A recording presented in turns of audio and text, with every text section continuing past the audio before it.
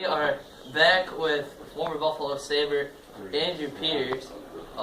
First of all, thanks for joining us this morning. This has been a blast so far. I appreciate it. I've been really look at he's behind the camera. Yeah. He loses 10-2 the other day, and now he's behind the camera. I love it. We love Louie. You got Danny smoking too. Now, real quick, you actually know Danny from the hockey team. Look at that guy. Look at that smile. Would you mind telling us that story? Do you care if he tells the story? Okay, you can go ahead. The smile on that kid. What about that? What about him? Just like why don't you tell the story? Well, I think why don't you tell the story? If I'm saying, want me to tell the story?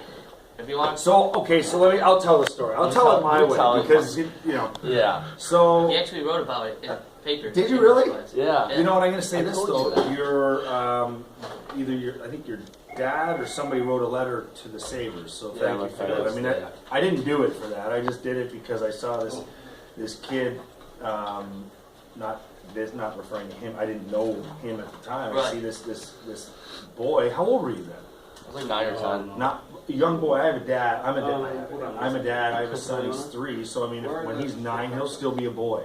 And I was 28 maybe at the time, and my wife was driving. I was driving. Yeah. That's rare. So we were going to the game. I wasn't playing that night, which is one of the roles of the enforcer here. Some nights you're in, most nights you're out. We were arriving to the game. It was, probably let's call it a 7:30 puck drop. Whatever. It was 6:45 or 6:30. Right. Okay. Or he's walking with his father, and he had a broken leg, and he had crutches, and it was bad weather. It was very cold. I remember that because it's Buffalo and it's hockey season, so it's cold. And we saw them. I said, they're going to the game. You could tell they were going to the game. You had a jersey on, maybe. Probably, yeah. And it was just obvious. It was a father and a son going to the game. And I just said, we kind of get a truck, and I said, pull over and I grabbed them and I asked them if they want to ride because I can pull right up to the back. So I just thought, I thought nothing of it really.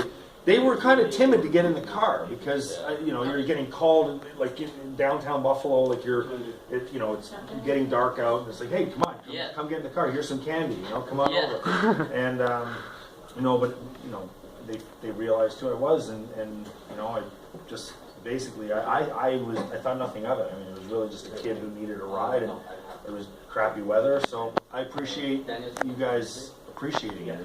I really do. I think it's an awesome story that for me to know that you would share that. I mean, that's because you talk about being known for the fights and all that stuff and the Ray Emery, but a story like that, and you think back and you're like, wow, like that. They thought something of that. I mean, I was doing it because I just wanted the guy to get to the game, number 1 on time and 2 safely. I don't know what order, but. Showed him a little VIP access, gave a little VIP Peters, took you around back, brought you in the back door. So this is where the big boys walk in when they come to play the game. Yeah, that's a great connection. Now you play with a lot of great teammates over the years. So just real quick, describe them in one word. So let's start with Chris Drury. How would you describe him in one word? You see, I read these when you were giving them, and I couldn't do it when I had the time. And what's leadership mean? I mean, when you say leadership, people are like, that's obvious. I mean, there isn't one word. That's I think just amazing. Well, how would you describe that whole team then, with you and Drury and Briere and Ponville and Fanny and Millsy? Just a great team. The true definition of a team. Now, you can be a great team and still. And reach the pinnacle and win the championship, but you can also be a great team and fall short for whatever reason. It wasn't for a lack of chemistry. So I think, knowing and it wasn't for a lack of effort, which comes from being part of a great team. So we were just a great team. How would you describe playing for Wendy Rock? Difficult. Did he push you, difficult? Did he push you or motivate you? Or? Yeah, no, he was a tough coach. He was a good coach. I don't particularly think any player will ever think that every coach or any coach is fair. Yes, and they lost 10-2. I mean, ask him. Some guys probably did not deserve to be on the field when it was 10-2. I can tell you that. I mean, I wasn't even at the game. But you know, whether it's fair or not, Lindy was he was intense. He was intense, and he wanted to win. And that's what you want. You want a coach that wants to win.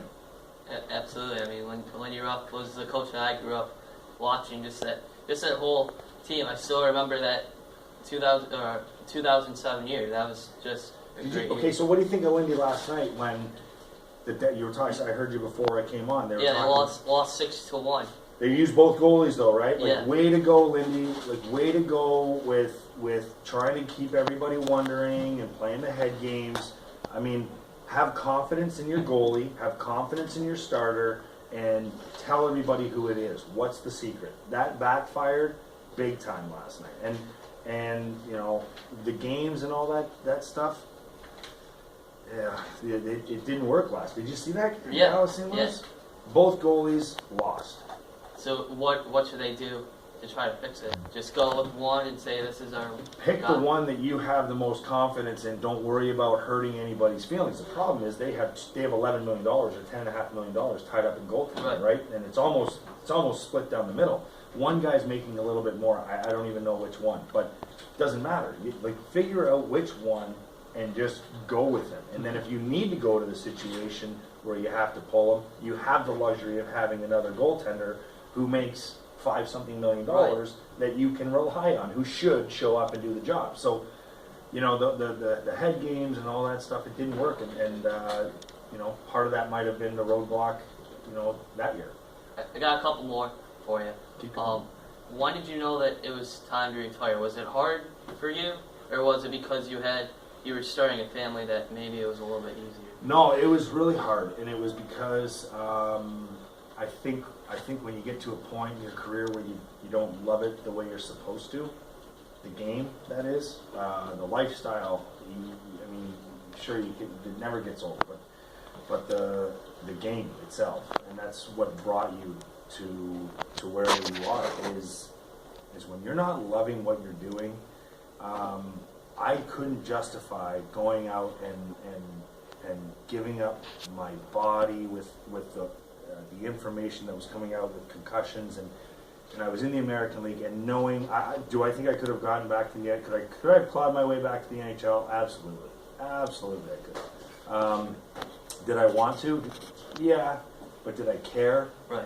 No, and that's when I knew. When I realized I was like, I'm not willing to do what I did when I was 20, 21, 22, 23 to get to where, to reach the climax again, right. Then that's when I just kind of did the old, I'm out. You just can't do something you don't love. And now, like we mentioned at the top, you're an analyst. I love that. There's no beat downs. Yeah, you get to beat down on not beat down on the guys, but you get to critique them. But you spent a lot of time analyzing this year's team. Do you have any thoughts on how it went? Eichel and Reinhart had a great season. Dion Boswell seems to be turning the tide here.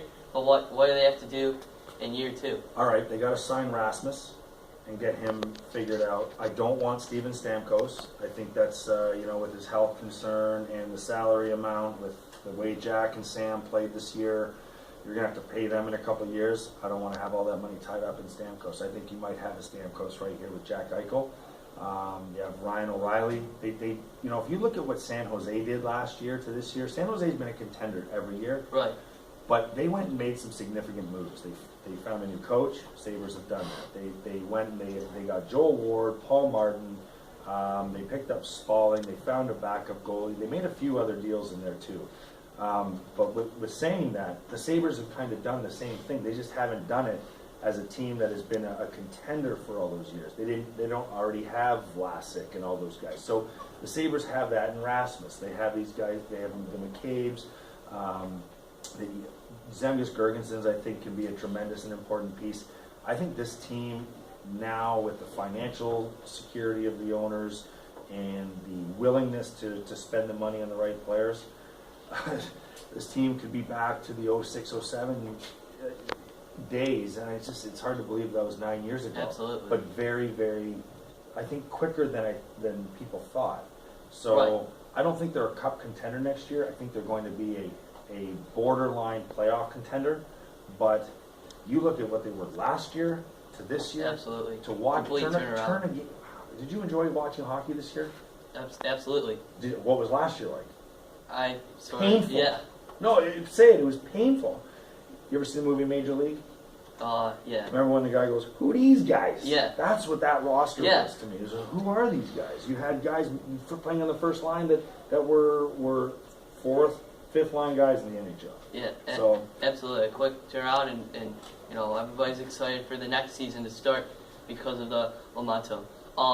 Last one. Do you have any advice for our viewers, maybe about college or maybe just life in general? Because you've had a lot of challenges coming your way, and you've been able to overcome them.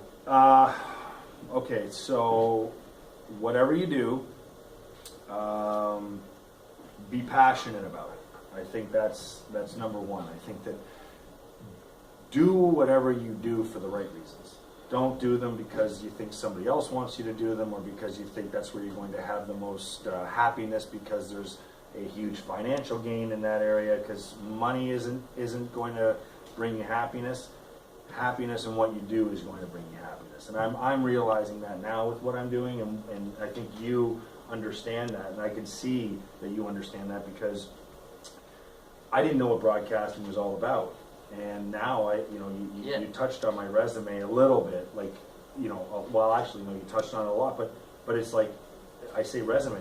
You mentioned about doing color commentating and all that stuff. That's all stuff I never envisioned myself doing the day that I retired. Yeah. I got into medical device sales, and I was like, I'm out. I want nothing to do with the game of hockey. And then slowly I fell in love with it again. Slowly little opportunities came back, and here we are, and doing something that I love. Yeah, absolutely. Absolutely. But we thank you for coming on Good this job, morning. Again, I'm a huge fan. I think it was one of the open houses when you were still on the team. So I think 06, 07. I actually met you. We took a picture. Was I as bad as everybody said I was? No, you were actually a great guy. I didn't try and spin the car out when I was driving over the rink, did I? No. No, see? Absolutely. But thank you again for coming on. No, I appreciate it. Thanks for having me in. And we truly appreciate it. But that's going to do it. We'll be back on the air this Friday. We'll catch you up to speed on all the action from the Lumberyard that day. And we'll see you soon. Take care.